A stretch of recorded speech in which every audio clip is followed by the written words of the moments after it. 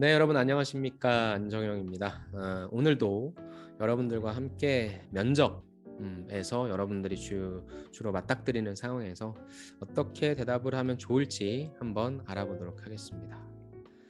자, 오늘 볼 내용은 실제 면접 질문은 아니고요. 상황이에요, 상황.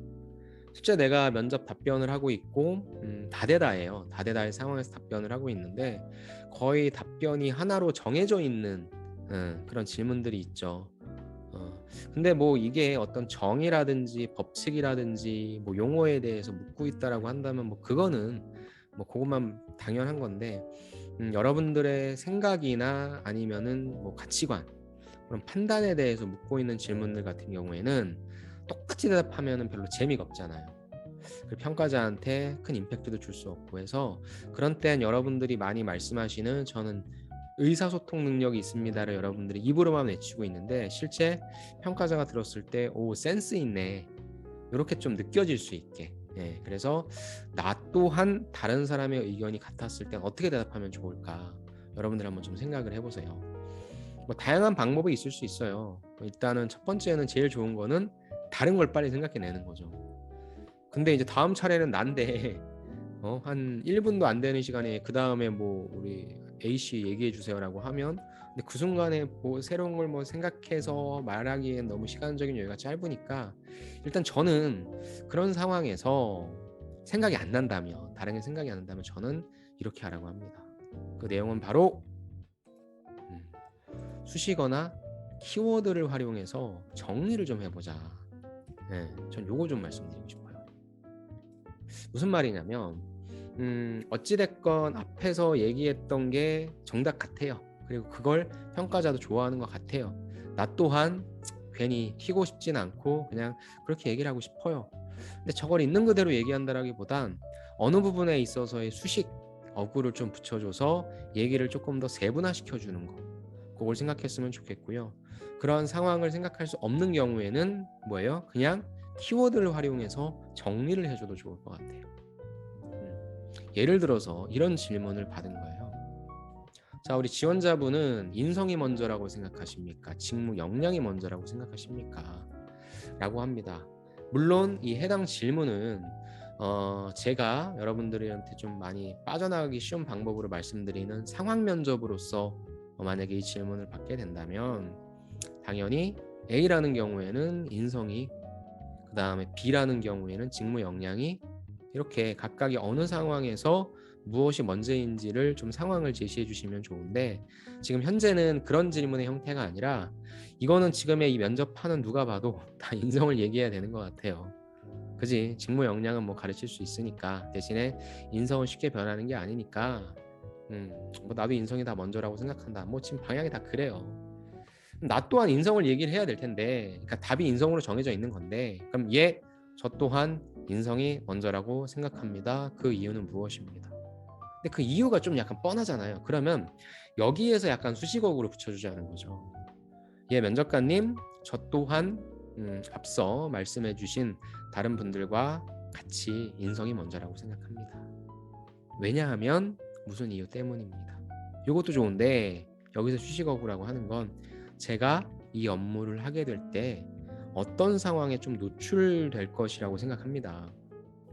그래서 그 상황에는 그리고 무엇보다도 어떠어떠한 인성이 가장 중요할 것 같습니다. 요즘에 여러분들 좀 접해보니까 많이 쓰시는 게 LH 체험형 인턴 엄청 쓰시더라고요. 근데 거기 이제 마지막 질문이 LH에서 뭐 청렴 나오고 정직 나오고 하잖아요. 도전 나오고.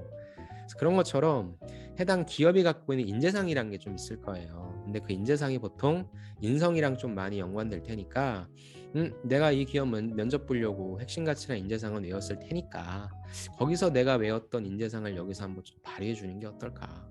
한번 써먹는 게 어떨까? 그렇게 해봐서 면접관님, 저 또한 인성이 먼저라고 생각합니다. 제가 이런 상황에선 이런 뭐 어떤 뭐 유혹이라든가 아니면 어려움이 처하게 될 텐데 그때마다 이런 것을 잃지 않는 것이 중요하다고 생각합니다. 라고 해서 그런 수식어구 그러니까 어떠어떠한 인성이라고 조금 특정 짓는다면 나도 똑같은 인성을 얘기하지만 조금 더 살을 붙여서 얘기할 수 있으니까요. 두 번째는 키워드인데요. 키워드라고 하는 것은 이쪽으로 가서 얘기할게요. 키워드라고 하는 것은 사실 뒷부분에 있어서의 그거를 얘기도 할 수 없는 상황이에요.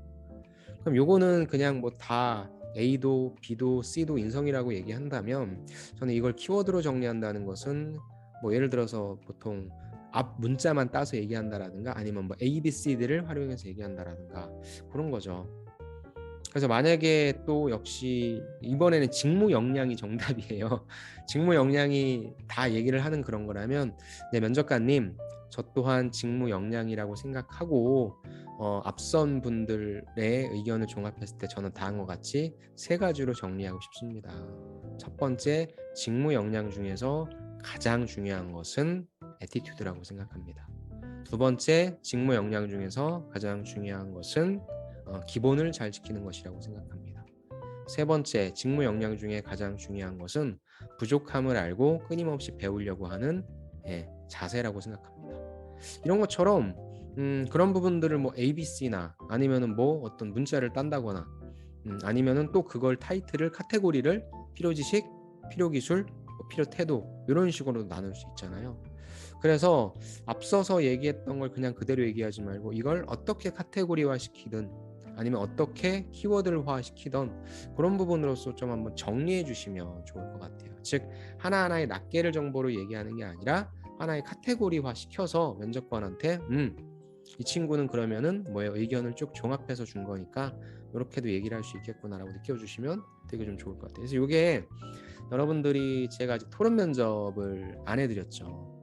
토론 면접도 해드릴 때 이게 되게 잘 써먹혀요. 그래서 토론과 토의가 있는데 하나하나의 정보들을 낱개로 나열한다라기보단 그거를 좀 카테고리화 시켜서 정리를 해주는 거죠. 그래서 이 방법도 단순히 토론이나 그러니까 토의 면접 또 제가 토론이라고 통칭을 한다면 그런 데서만 써먹을 수 있는 게 아니라 빨리 정리를 해주자. 어차피 여기서 다른 거 얘기하거나 아니면 똑같은 걸 얘기하는 것보다는 차라리 우리가 여태까지 나왔던 얘기들을 정리해서 면접관한테 전해드리는 것도 하나의 센스로 볼 수 있게 틀린 건 아니잖아요. 음. 그러니까 이 질문 의견 또한 다른 사람의 의견과 같다면이라고 하는 상황에서 저런 질문을 받을 수밖에 없다라고 한다면 너무 새로운 것을 생각한다라기보단 빨리 이걸 잘 정리하거나 아니면 뭐예요? 빨리 조금 더 세분화시켜서 면접관에게 좀 센스 있다라고 하는 느낌을 전달해 주실 수 있으면 좋을 것 같아요. 의외로 이런 상황들이 많이 발생해요. 근데 아까처럼 뭐 정의라든지 원칙은 사실 이렇게 생각할 필요는 없어요. 왜냐하면 정확한 정답을 맞추는 거니까. 근데 역시 그런 상황에서 내가 조금 욕심을 낸다면 그럴 때는 수식어를 써주면 되겠죠. 무슨 말이냐면은 뭐 반도체 8대 공정에 대해서 얘기를 하라. 뭐 다 얘기할 거 아니에요. 그리고 어떤 공정에 대해서 물어본다라고 하면 어떤 공정이 정답이다라고 나올 거잖아요. 근데 내가 약간 면접관이 뭐 좀 근데 이거 면접관마다 성향이 다르긴 한데 정답만 딱 얘기하거나 거기서 끝내야 되는 면접관이 있고 아니면 왜 그렇게 생각하냐 등등 내 앞서서 대답했던 분들한테 그렇게 추가적인 어떤 질문을 요청한다 하면 그냥 반은 다른 얘기를 듣고 싶어 한다는 거예요. 그렇다고 한다면 저는 반도체 8대 공정 아니면은 뭐 가장 중요한 공정에 대해서만 얘기를 해주고 그러면 왜 그런지에 대한 그리고 지금 지원한 회사가 그쪽에 있어서의 어떠한 이슈를 가지고 있는지 역시 뭐가 끼어들어오는 거예요? 뭐가 끼어들어오냐면 기업 분석이 끼어들어오죠. 자꾸 저는 그런 내용을 조금 얘기해 줄 것 같아요. 그래서 사실 뭐 정의나 이런 부분들보다는 여러분들의 생각이나 의견에 대해서 물을 때 써먹을 수 있는 방법이기도 한데 항상 앞사람과 똑같은 답을 해야 되는 상황이라고 한다면 수식어 그 다음에 정리 그러니까 뭐 키워드를 정리하는 것도 생각이 안 난다라고 하면 그냥 카테고리화 시켜서 그렇게 정리해 주시는 것도 좋을 것 같아요. 이게 의외로 쉽게 빠져나갈 수 있는 방법이고요. 평가자한테는 이렇게 좀 얘기를 센스 있게 하는구나. 이게 되게 좋은 인상을 줍니다. 그래서 여러분들이 이러한 상황에서는 이걸 자꾸 한번 훈련해 보세요. 그래서 항상 어떻게 해야 되냐면 답변을 만드신 다음에 특히 키워드 같은 경우에는 이걸 키워드화 시킨다면 뭘로 할 수 있을까? 저는 제일 많이 떠오르는 게 ABC를 제일 많이 떠올리고 그거에 관련된 영어 단어를 생각하는데 뭐 그게 트레이닝이 안 돼 있으면 힘들 수 있죠. 그래서 아무튼 이런 방법도 있다는 말씀을 좀 전달해 드리고 싶습니다. 벌써 이제 일주일이 거의 다 가고 있고요. 어제는 우리가 PT 면접 받고 오늘은 요런 상황에서 대답하면 좋다라고 하는 부분을 봤어요. 이렇게 면접을 한 달 동안 하니까 일단 8번 정도는 여러분들에게 팁을 전달해 줄 수 있는 것 같고요.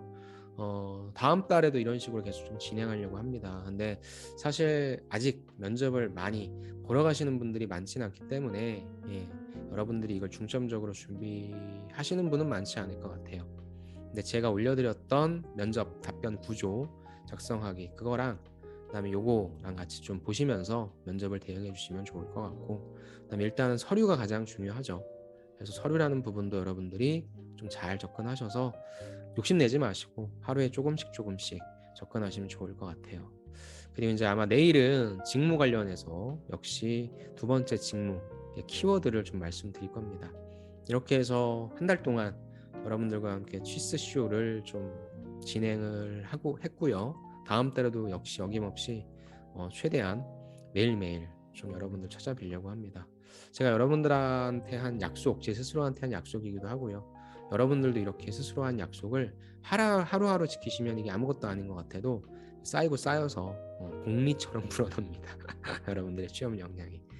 아무튼 오늘 하루도 대단히 수고 많으셨고요. 진짜 1월 3일부터 열심히 하셨던 분이라고 한다면 굉장히 뿌듯해 하셔도 좋을 것 같아요.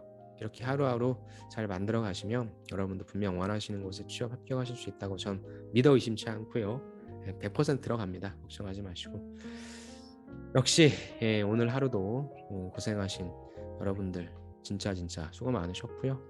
내일까지 한 달의 유종의 미를 잘 거두도록 하겠습니다. 그럼 저는 여기서 마치고요. 내일 찾아뵙도록 하겠습니다. 감사합니다.